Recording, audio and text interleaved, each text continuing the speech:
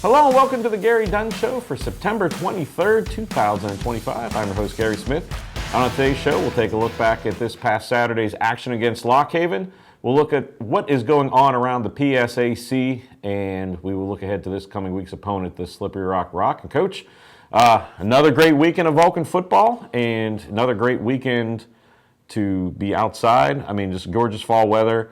But it was great to see, a good turnout, and your team came out and treated the fans to a red out in the new red jerseys and the new red uniforms, and a great effort on Saturday against Lock Haven. Yeah, color rush uniforms. My daughter said they look like the dilly bar, the cherry dilly bar at Dairy Queen.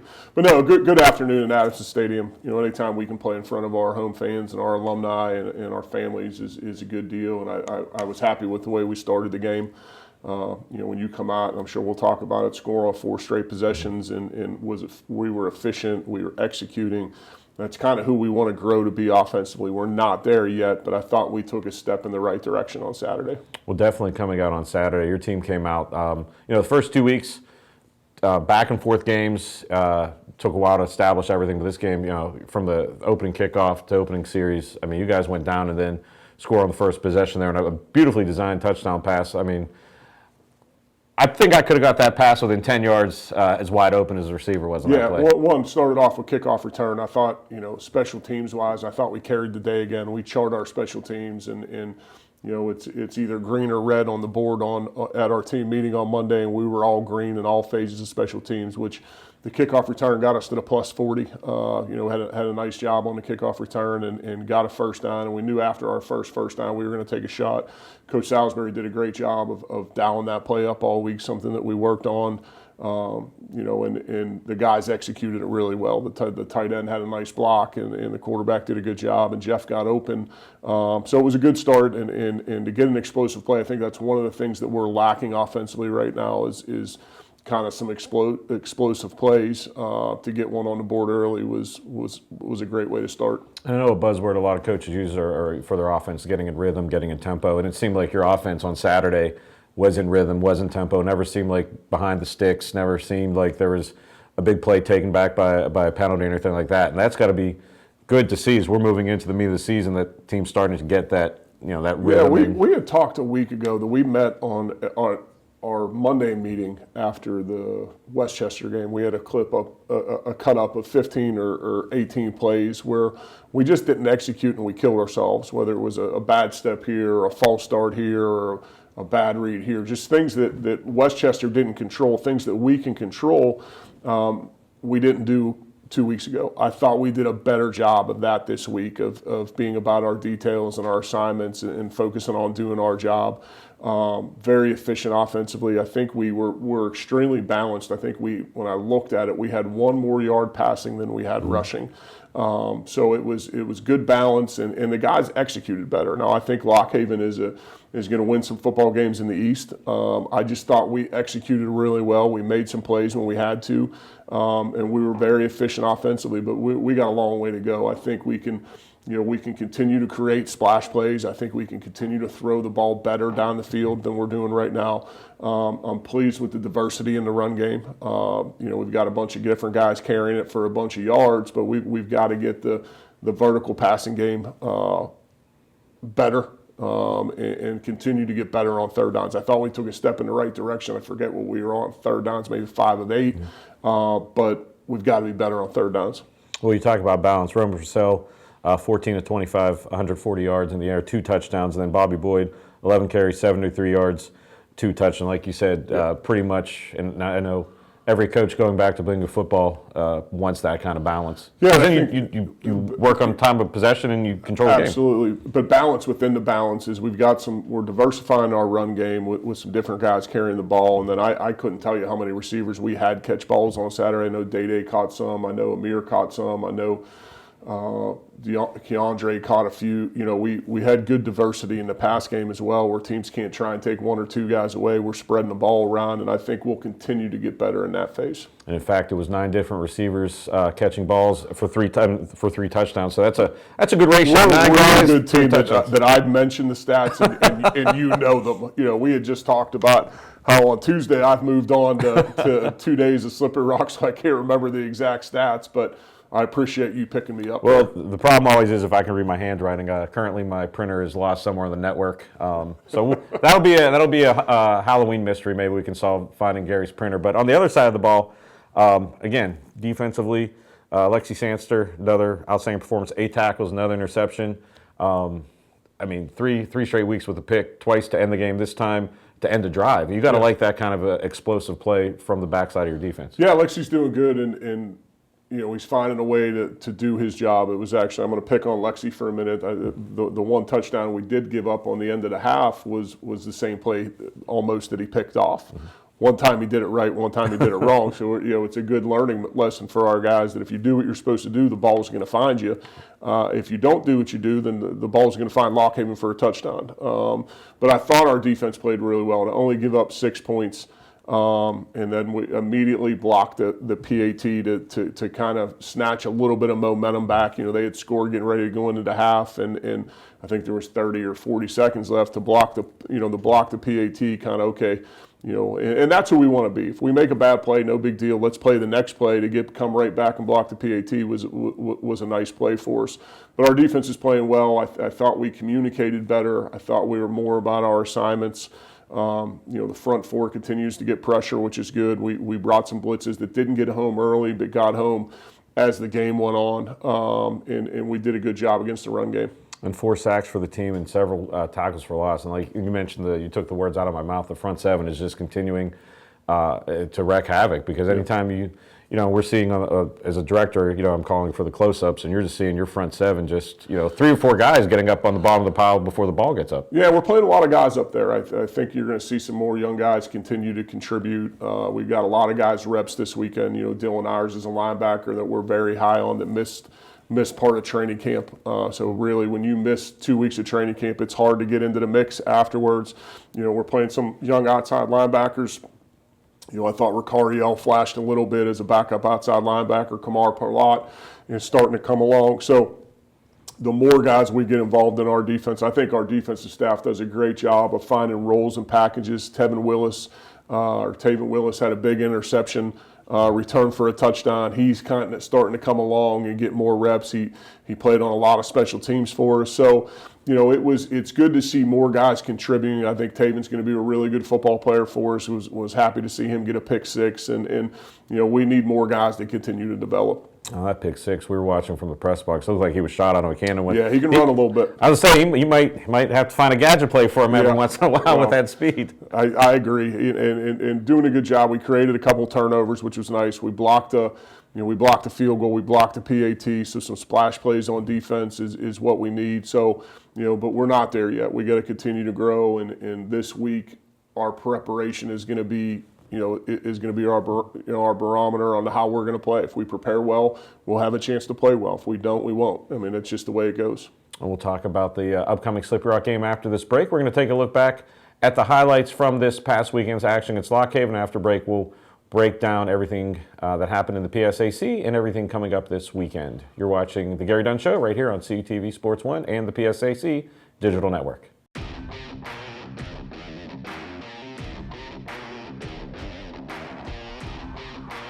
Purcell rolling, airing out wide open down the field. Pass is caught for the touchdown. Jeff Nyamiki wide open. Man in motion again. Handoff this time to Boyd, and Boyd is going to muscle his way into the end zone for the touchdown. California will take a 2-score lead.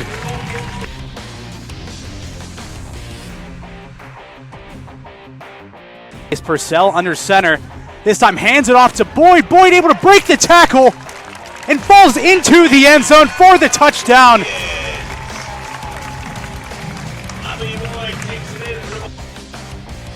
Third down and 10. Ostrowski with some time airing it out. Intercepted over the middle of the field. On the return, Taven Willis all the way back into the end zone for the touchdown. Pick 6 for Taven Willis. 2nd and 6, pass caught by Spencer, and he's got all room. Touchdown for the Vulcans.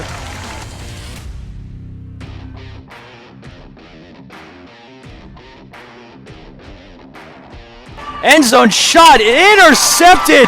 Who else? Alexi Sangster Jr. His 3rd in 3 consecutive games. Caden Bauer to attempt a field goal, and it's blocked and picked up by California on the return. Number 22, Marvell Cromedy. Hill's gonna take it, looks for DeShields, and he has the catch for the touchdown. DeAndre DeShields.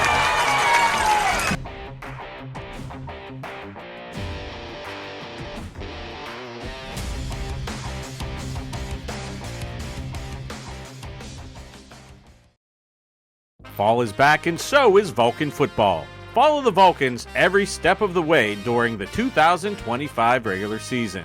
The season kicks off with a Thursday night clash versus Charleston.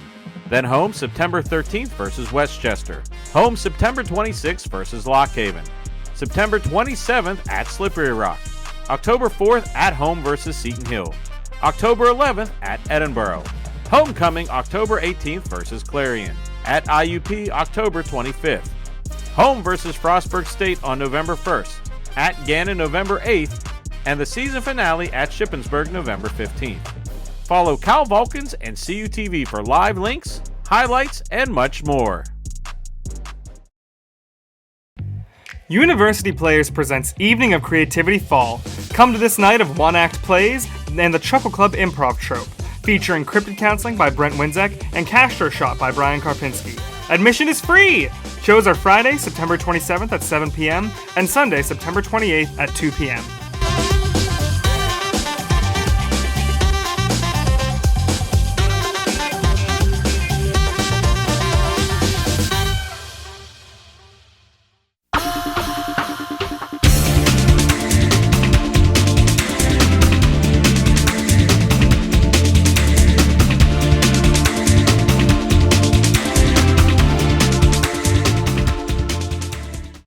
What's up, Vulcan Nation? My name is Marie Samara, and we're at the Cal U Tailgate. Come with me, and we're going to ask some tailgaters some questions. All right, Radcliffe family, do you want to show me around your tailgate? Absolutely. We have our wonderful chairs Very nice chairs. I like them. set up. We decided on some charcuterie today with some meats, cheeses. Gotta have the buffalo chicken dip. Looks like you have a favorite football player. Who is he, and where does he play? All right, this is Grant. He's number 15, and he's a middle linebacker. All right, and then do you have a favorite football player as well? I do. Keith Charney. All right, do you want to show me your awesome tailgate over here? Yep, this is our awesome tailgate. We got food, we got drinks in the cooler, we got all this stuff. And what's your favorite tailgate food? Probably like that dip right there. Do you want to show off your awesome tailgate? We sure do. We have 3 separate families here. We have hoagies, cheese crackers, and pepperoni. We have a variety of snacks, including pretzels, nacho dips, scoops, and Doritos. Lovely game accessories to go with all the food. We have Dunkin' Donuts, and we have some egg bites, which include egg, sausage, and cheese. And in addition, I would like to point out our wonderful display of pom-poms, which are my pom-poms from high school, I might add. Can you please show me your amazing tailgate over here? Come with me. So there's stuff behind us. We'll walk right past that. We have a little Wawa pretzel spread here. Looks like a little buffalo chicken dip and some Tostitos, some homemade pepperoni rolls, mini sausage and cheese biscuits and mini chicken biscuits. Here we have Italian sliders and ham and cheese sliders. Obviously, the little charcuterie board with the mustards, and a whole chip display for the tailgate today. What is your go-to tailgate food? We like hot dogs grilled, burnt a little bit, with lots of goodies on the side and chips. Awesome, me too. Do you have a differing tailgate food or are you the same? Nope, I'm the same. I like the bad stuff. The donuts and cookies, that's my favorite. All of the best stuff. How about you, Mike? I'll go with the hot dogs and maybe some kielbasa next time.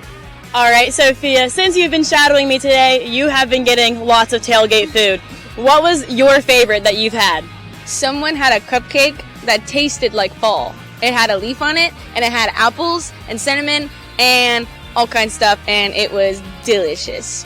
All right, thank you for joining me today at the tailgates. My name is Marie Samara, and as always, go Vulcans! Welcome back to the Gary Dunn Show. Right there before the break, you saw highlights from last year's game with Slippery Rock. But before then, Coach, we had a chance to send out a new member of our crew out to the parking lot for the tailgates to see what people were enjoying. And I tell you what, I mean, we might have to get there a little early to enjoy some of these tailgates. I mean, it was like a 5-star Michelin restaurants out there. I'll tell you what, it's impressive. I'd like to, after the game, maybe I can't go before, but maybe afterwards they can put a little to the side for me and I can stop by it afterwards. But no, great crowd at Adamson.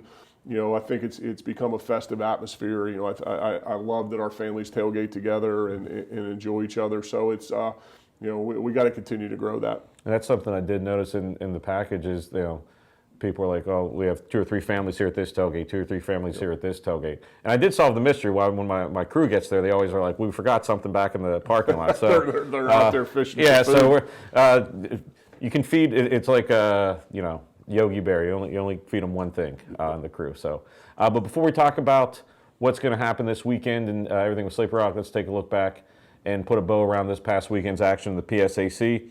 The scoreboard, second weekend of crossover play, see California 42, Lock Haven 6, Shepherd 38, Clarion 51, Bloomsburg defeating Edinburgh, Slippery Rock defeating Shippensburg, 42-0. Kutztown over Gannon 46-7, Westchester 34, Seton Hill 16, and then IEP 70 and Millersville 24. We'll take a quick look at the PSAC standings. Again, no conference or no divisional play yet, so just an idea of what's going on. And then looking at the national rankings, there was no change, I think, in the top 12 or 13. See things starting to settle down everywhere. And Coach, as we turn the corner, there's, you know, best time of year. We're getting into divisional play. Maybe one of the biggest games in the country this week, top 10 matchup between California and Slippery Rock. And, you know, every week or every year we talk about divisional foes. We know them. You know, you see them all the time, but last year Slippery Rock played twice. So I know you've been watching film religiously for the past 48 hours. We'll start breaking down them first. What do they do on offense? Yeah, they're balanced. You know, I think it starts with them. Their tailback's very explosive. He's averaging over 100 yards a game. They're averaging, I believe, 33 points a game, but really balanced, like 182 on the ground, and you know, so really balanced offense. Quarterback's a mobile guy that can run. They've got some experience up front, but I think it starts with their running game. You know, I believe they're running for 182 yards a game. It establishes everything for them. They're running the quarterback a little bit, like kind of similar to what we're doing offensively. Tailback's extremely shifty, running over 100 yards a game. Hard to put a good hit on him. He's not the biggest guy in the world, but really elusive and really shifty. So, you know, our defense is going to have to play well. You know, I think once they get the running game going and some of the things that they do off of the running game create some problems. But an explosive offense that's, you know, averaging 33 points a game right now. And last week, or this past weekend against Shippensburg, the quarterback, they went on 16 of 27, 252 yards, 4 touchdowns, spread it around to 8 different receivers. And then you mentioned their running game, J.J. Jordan, 11 rushes for 102 yards. Yeah. And again, like I said, I watched a little bit of that game on Saturday, and that was one of the things that looked very explosive and similar. Explosive offense, explosive skill guys. I think they've got some young receivers. They're kind of like us right now, spreading the ball around. You know, I think their leading receiver may have 5 or 6 catches, but you've got a bunch of guys that have 5 or 6 catches. So we're going to have to defend the 53 and a third. We're going to have to defend the whole field, and we're going to have to eliminate the explosive plays. For years and years around here, you know, Slippery Rock, it really creates momentum off explosive plays on both sides of the ball. So that's got to be a key for us, that we're not going to give up the explosives. And looking on the other side of the ball this past weekend, Their defense forced 3 interceptions, 3 fumbles. But what kind of schemes do they have, and has it changed? Has their scheme changed a lot since last year? No, Okay. They're going to be who they are. They believe in what they do. They've been doing it great for years. I don't blame them. They're giving up 13 points a game. I think it kind of starts. They got 2 big kids inside at interior D-line.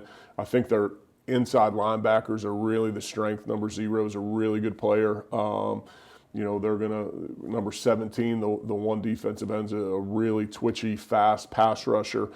They're just solid across the board. I think, they're going to play what they play. They're going to have a plan for us. Their whole deal is stop the run, get you in a 3rd and long, and then bring a blitz package that has given us problems in the years past.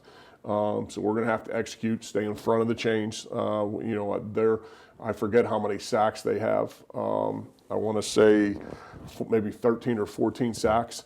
So when they get you in those long down and distance, they're going to pin their ears back, and they're going to bring a nice blitz package and twist guys around. And so we've got to do a good job against that. And we talked about the offense and defense, and of course, in big games and close games, so many times special teams is a factor. What do they look like on special teams? Yeah, they're just solid. They're going to do what they do. They've got some explosive returners that we're going to have to. Our cover teams are going to have to do well. I think. Right before I came over, I was watching their punt return team. They're going to do a nice job of bringing pressure and trying to block you up. So we've got to be detailed there. They probably run their field goal and PAT team a little bit different than anybody we've seen. So I'm sure they're going to work on that against us because we have been fortunate enough to block some kicks. Our guys are playing with great effort on that. So we're going to have to win the special teams battle. We talk to our guys all the time about how important and how much time we put into special teams. And in the last 2 weeks, it's been a real big difference for us, to win every phase of special teams has been good. I'm happy with our return teams right now. I think we've got some explosive kids on the back end, and we're doing a good job of blocking. When you start off a game last week, getting a 50-some yard return to get to set the field possession right away is a big deal. So we're going to need to be, cued into special teams, and we can't give up any explosives there. And one of the more interesting things is, Coach, we haven't had to say it in over 300 days, but it's a road game. Do you guys remember how to get on the bus and go north? I am a nervous wreck right now. It was Friday. We got a new bus company that we're using, and Friday I had contacted, emailed them, and didn't hear back. I panicked Monday morning. We haven't been on the road. I'm excited. I'm excited to get our guys off campus and be able to spend some time together as a family. But it's going to be different. I know we've talked about it a couple times, and I actually got Bruce Wald, our former SID, looking into it. If any college football team has ever played 10 straight home games from one year to the next, it's been a great ride. I wish we were at Adamson Stadium again, but we're going to go up to an extremely tough place to play. Their record at home is really impressive. So we got to go. We got to be ready to play.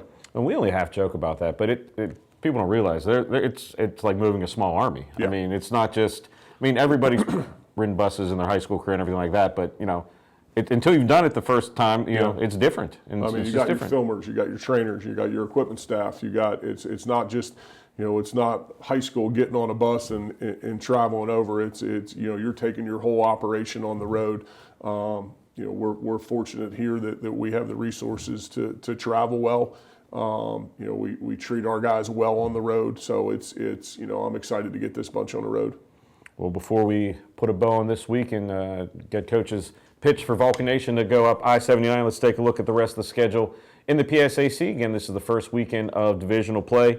Of course, the top of the schedule right there, the highlight game, California at Slippery Rock, 6 p.m. And then a slate of games at noon, IUP at Seton Hill, Westchester at Millersville, Kutztown at Shepherd, Clarion at Edinburgh, and then 2 1 o'clock games, East Stroudsburg at Lock Haven and Bloomsburg at Shippensburg. But, Coach, 6 o'clock game, so you've already played a 6 o'clock game, so timing is all there. And, don't know what the weather's going to be like, but tell Vulcan Nation what to do, how to get there. Short drive up 79, right? I'm sure that my wife and daughter will be stopping at the Grove City Tanger outlets. Okay. So you can make a little shop. If your wife doesn't want to go to the game, you say, hey, well, why don't I take you to the outlet mall? Smart. Right? So, but It'll be a good crowd. Every time we travel up there, I know I'm excited. Our marching band is going with us. I believe our cheerleaders are going with us. It's a great regional rivalry. And so come on up, short drive up 79, stop at the outlet malls and say hello to my wife and daughter there because I guarantee they're going to be there.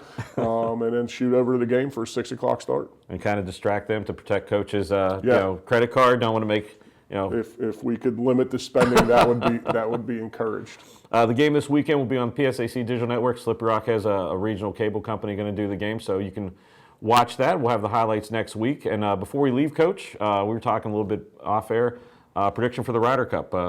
Ryder Cup this weekend at Bethpage National. It's always going to be close, but who's your pick? Well, you got to go with USA on home turf. Right, excited. Me and you are both big golf fans. You're probably a better golfer than me, although you won't play with me. It's like the Seinfeld episode. I choose not to run. Excited to hopefully get to catch some of the Ryder Cup. We were just talking about it where I had to figure out my password to stream it just so I can keep the scoreboard on and on Sundays when we're in here getting ready for our next game. But what a great day for sports. I know you got some good college football games. The Steelers are going to Ireland. You got the Ryder Cup, man. This is a big weekend for sports, no bigger than us heading to Slippery Rock. Yeah, so start the weekend with PSAC action and hopefully end the weekend with the Steelers win and the U.S. win of the Ryder Cup. But for Coach Dunn, I'm Gary Smith. Again, don't forget, Saturday, 6 o'clock at Slippery Rock. Get up there, Vulcan Nation. Let's make it like Addison North out I-79. Let's turn it red and black. So for Coach Dunn, I'm Gary Smith. We'll see you next week on The Gary Dunn Show.